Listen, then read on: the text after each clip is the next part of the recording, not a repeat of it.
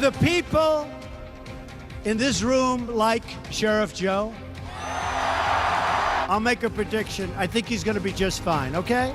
But I won't do it tonight because I don't want to cause any controversy. Is that okay? All right?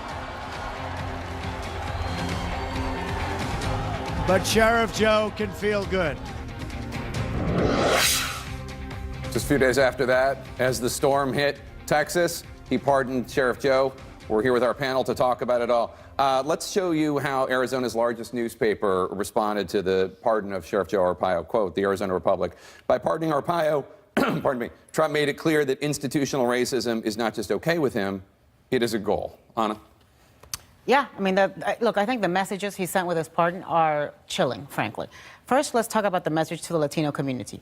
I don't care about you. He has got to understand the symbolism of Joe Arpaio for so many of us. Certainly not all of us, and Trump has his supporters within the Latino community, a lot of them my friends in Miami.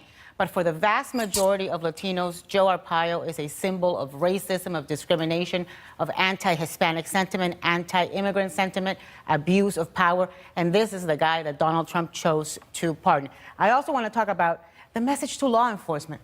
You know what differentiates us from places like Maduro's Venezuela or Castro's Cuba or Duterte's the Philippines? That here, government officials are held accountable when they behave like thugs. The message he's sending with this pardon to other government officials, to other law enforcement officials, is a very bad message. Michael? Well, of course, the other message he's sending is that our Department of Justice under Obama, the most political Department of Justice in modern times, weaponized against people like Sheriff Arpaio. We are not like Venezuela, we're not like Cuba, and we're not going to stand for political persecution like the Department of Justice took after Sheriff Arpaio. This is completely constitutionally defensible. I think that the people who are complaining about it today are going to be carping about everything Donald Trump does, even if there's a storm going on or anything else.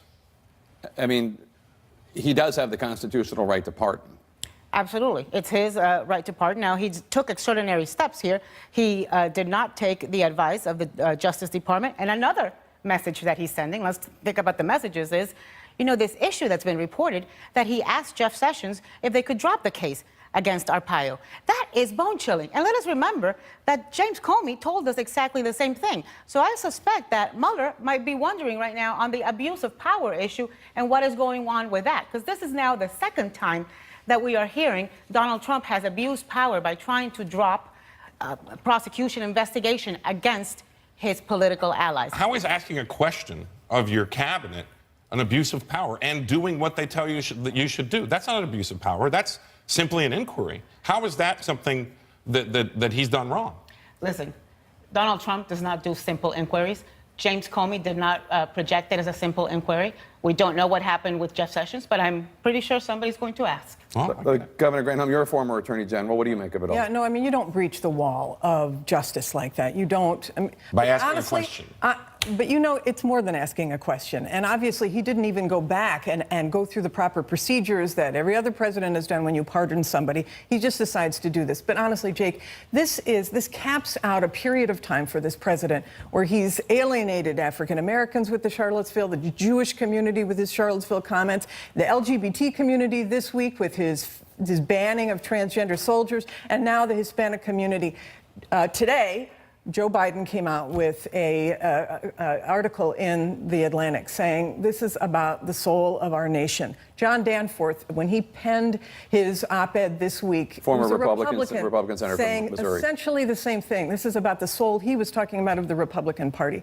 I so appreciate your courage, Anna, in standing up. I so appreciate those like you who are willing to call out the president face to face by name and saying this is not who we are as a nation. And I would say to you and to everybody like you, consider coming over. Let me ask you. We need to stay in the Republican Party. But you've already gone. But I'm Because just saying. people, no, actually, I was a Republican when the president you support was a Democrat. And I was a Republican when the president you support was an independent. If you're a Republican, I'm Luis Fonsi. Maybe you are Luis Fonsi. You can start singing Despacito here. But I am a Republican. I supported Ronald Reagan. I've supported every single Republican nominee for president. And donated to every. So has the president. Yeah, I supported Bob Menendez. You know what? So did Jared Kushner. So did Charlie Kushner. So did Donald Trump. Right. Okay. So that doesn't bother you? No, it doesn't You know how to bother spell me. hypocrisy? Or Oh, should I spell it out goodness for gracious. you? I'm just telling you that what all this charge Yeah, of listen, racism against. Donald Trump supported Nancy Pelosi. Donald Trump had Hillary Clinton at his wedding. Donald Trump had Bill Clinton at his wedding. And you're going to accuse me of I'm not just being a telling you, you don't Republican? represent the Republican view No, anymore. I don't. I You haven't for proudly- quite some time.